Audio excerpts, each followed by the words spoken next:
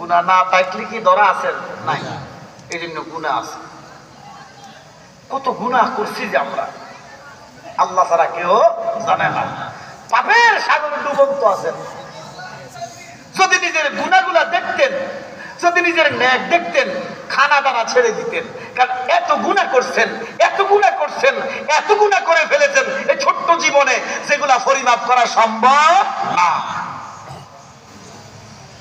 আল্লাহ যদি বলে রফিক হাসরের মাঠ তোমার সমস্ত গুনাহগুলা মাফ, আল্লাহ রফিক কাকারে মাফ করলাম, কি অসুবিধা আছে? নেই। একদল ইমাম সাহেব কালকে আপনাদেরকে বলবে আপনাদের জালালি ভুল কথা কইছে, ভুল ওয়াজ করছে। বলে কেমনে? বলে জালালি কইছে রফিক কাকার আল্লাহ হাসরে মাফ করে দিবে, কারণ হাসরে আল্লাহ কাউকে মাফ করবে না। আপনি বলবেন কেন? ওই ও মৌলভী সাহেব বলবে হাসরে আমার আল্লাহ কাহ্হার। কথা তো হাসান, কি হাসরের মাঠে কি আল্লাহ যেরকম কাহার, কি কঠিন, ক্ষমা করবে না, মাফ নাই। আপনি বলবেন জালাল হিসাব ধরে ভুল ওয়াজ করলেও বলে না। এ মৌলভী আপনি আরো পড়েন, আরো পড়েন, আরো পড়লে জানবেন, কারণ জানার কোনো শেষ নাই, পড়ার কোনো বয়স নাই। আমার আল্লাহর নাম আছে দুইটা। কয়টা? জোরে কর। একটা রহিম আর একটা রহমান। রহিম অর্থ দয়ালু, রহমান অর্থ, সবাই বলেন না রহিম অর্থ কি? দয়ালু। সবাই বলেন রহিম অর্থ কি, রহমান অর্থ কি? এবার আল্লাহর জিজ্ঞাসা করেন আল্লাহ অর্থ তো একটা, নাম কেন দুইটা? চিন্তা করেন না কেন? অর্থ একটা, নাম কেন দুইটা? এ মুসলমান, অর্থ একটা, নাম কেন দুইটা? আমার আল্লাহ এই জন্য নাম দুইটা, ইসরাফিল সিংহায় ফু দেওয়ার আগ পর্যন্ত আমি সমস্ত বান্দার জন্য রহমান। আপনার আল্লাহর বান্দা, হিন্দুরা কি আল্লাহর বান্দা না? জোরে করে, হিন্দুরা আল্লাহর বান্দা না? বান্দা। আপনাদেরকে খাওয়ায় কে? তো হিন্দুদেরকে খাওয়ায় কে? তো আপনি কেন হিংসা করেন? কি যিনি খাওয়ায় তিনি মারে না, তিনি হিংসা করে না। আপনি কেন হিন্দু বেড়ারে হিংসা কেন করেন? এবার দেখেন হিন্দুরা ডাকে কারে? আল্লাহ রে বাবা, আল্লাহ ডাকে আর হিন্দু দেখুন কি? হিন্দুরা ডাকে কারে? জোরে বলেন কারে ডাকে? খাওয়ায় কিন্তু রহমান, ডাকে ভগবান, খাওয়ায় রহমান। মেহেরবান তুমি, মেহেরবান, মেহেরবান। গলাটা ছাড়েন না একটু, আল্লাহ রাসূলের শানে কোন না, এই গলার কাপড় আদায় হইব। মেহেরবান তুমি, মেহেরবান, মেহেরবান। মহব্বতের সুরে, মহব্বতের সুরে আল্লাহ দেখতেছে, আল্লাহ দেখতেছে, আল্লাহ খুশি হবেন। মেহেরবান তুমি, মেহেরবান তুমি, মেহেরবান। আমি পাপী গুনাহগার, তুমি সারা কে আছে আর? ক্ষমা করো ওগো প্রভু, তওবা করি বারে বার। আমার আল্লাহরে ডাকলেও খাওয়ায়, না ডাকলেও খাওয়ায়, গাইলেও খাওয়ায়, মানলেও খাওয়ায়, না মানলেও খাওয়ায়। মাবুদ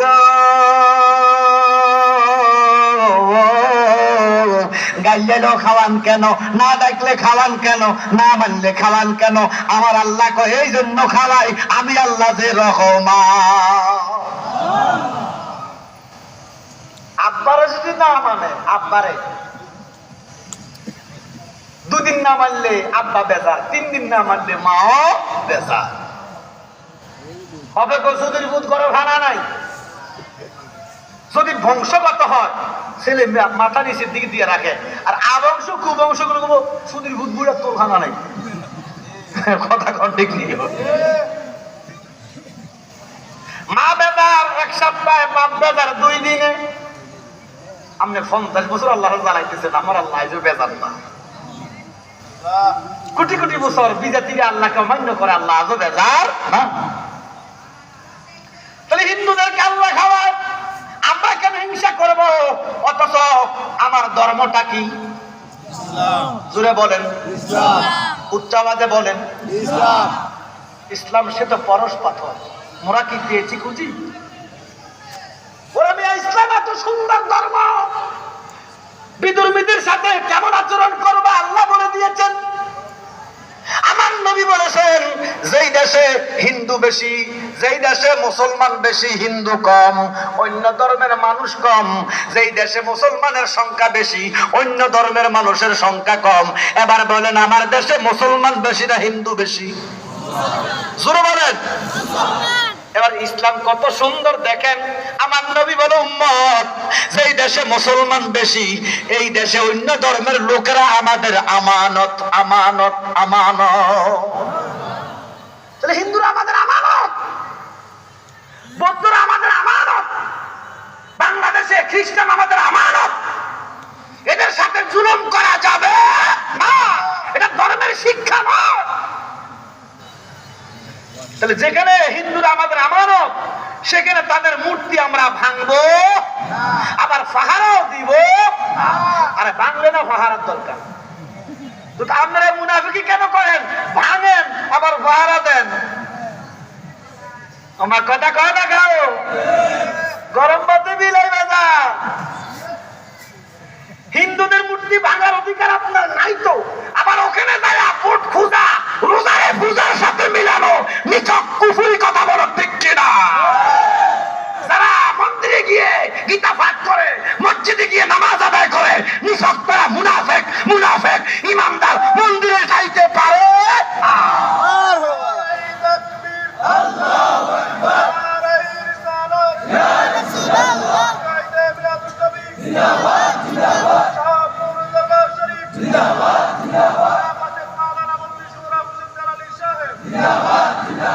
তাহলে হিন্দু ভাইরা আমাদের আমানত।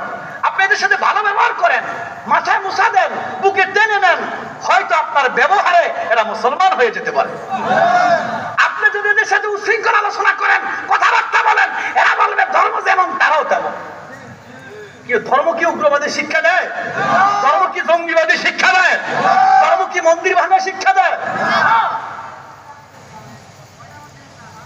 এই জন্য বাবা, এদেশে প্রায় 1-1.5 কোটি 2 কোটি হিন্দু আছে। রসুল বলতেছেন আমাদের আমানত। আর আপনি কি করেন? এদের সাথে জুলুম করেন। আপনি কি করেন? এদের মন্দির ভাঙেন আবার পাহারাও দেন। কথা বলেন ঠিক কিনা? সুন্নিরা মন্দিরে ভাঙে না, মন্দিরে যায় না। ধর্মের কল বাতাসে লড়ে। আমরা মাজারে যাই, পূজা করি না, জিয়ারত করি। শাহপুর যাই, কালিয়াপুর যাই, সানপুরিশা যাই, বান্দর শরীফ যাই, আমরা কবর জিয়ারত করি, মাজার জিয়ারত করি। অথচ এরা আমাদের ট্যাগ দেয় আমরা নাকি পূজা করি। আমরা কি মাজার পূজা করি? আমাদেরকে মাজার পূজারি বলতে বলতে আল্লাহ পাক এদেরকে মন্দির পূজারি বানাই দিছে।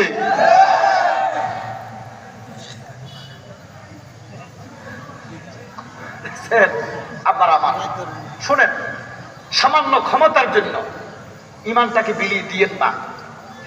ইমান বড় ধন, দুনিয়া বেচলে ইমানের দাম হবে না, হবে না। আপনারা তো মানুষকে ভুল মেসেজ দিচ্ছেন। কারণ কি জানেন? আপনারা ইসলাম রাষ্ট্রে কি করবেন? কায়েম করবেন। মিথ্যা। কারণ বাংলাদেশে যে গণতন্ত্র, এটাই হারাম। আমার কথা কয় না, হারামের ভিতরে কি ইসলাম প্রতিষ্ঠা সম্ভব? না। এবার ইসলাম প্রতিষ্ঠা করতে হলে পূর্ণাঙ্গ খেলাফত লাগবে। কি লাগবে? যেটা ইমাম মাহদী আসা পর্যন্ত সম্ভব না।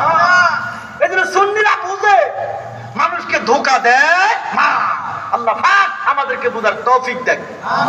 আরো জোরে বলেন আমিন। আল্লাহ যদি কোন রফিক তোমার সব গুনাহ মাফ, খেয়াল আছে নিও রবি কেন কইও আছে কাকা আছে, কেমন খারাপ লাগতেছে? আমি ওরা ইন্ডিয়ামে আর আসি না। জি, আশেপাশে হয়তো আসছি, জোয়াগ অনেক বছর আগে আসছি। এবছরও জোয়াগ প্রোগ্রাম আছে। জি ইনশাল্লাহ। জি অনেক আগে দাওয়াত দিচ্ছে, অনেক আগে। আপনারা কি বেজার হয়েছেন বাবা? বেজার হইতেন না তো, আমরা তো আশেকের আসছি। ওরে প্রেমিকেরা দিশে হারা মর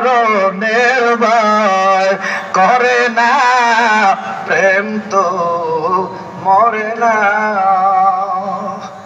কার প্রেম? লা ঈমানা ইল্লাল্লাহ মুহাব্বাতাল্লাহ, রাসূলুল্লাহর প্রেম, রাসূলুল্লাহর প্রেম, আহলে বাইতের প্রেম, পাক পাঞ্জাতনের প্রেম। যার আছে সে ইমানদার, যার নাই সে বেঈমান। নামাজি হলো বেঈমান, রোজাদার হলো বেঈমান, আল্লাহ মানলো বেঈমান। যদি আহলে বাইতের মহব্বত না থাকে, কথা বলো ঠিক কিনা?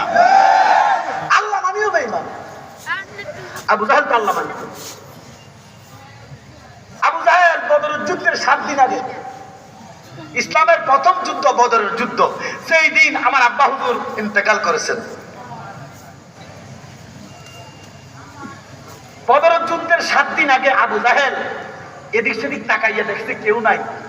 খানায় একেবারে দরজার সামনে যাইয়া, আল্লাহ আমি তোমারে মানি।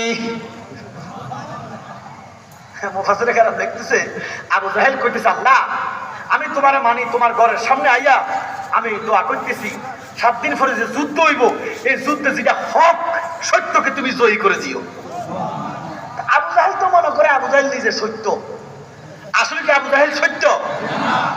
আবু জাহেল চতুর্দিকে চাইছে, দেখছে কেউ নাই, দূরে দেখছে কেউ নাই। এখন না মক্কাতে কোটি কোটি মানুষ, 1 সেকেন্ড ফাঁক হয় না, তখন তো এত মানুষ নাই। সারা পৃথিবীতে এত মানুষ। এখন মক্কা শরীফ, মদিনা শরীফ রমজানে 2 কোটি 3 কোটি মানুষ হয়, সারা পৃথিবীতে তখন 3 কোটি মানুষ ছিল না।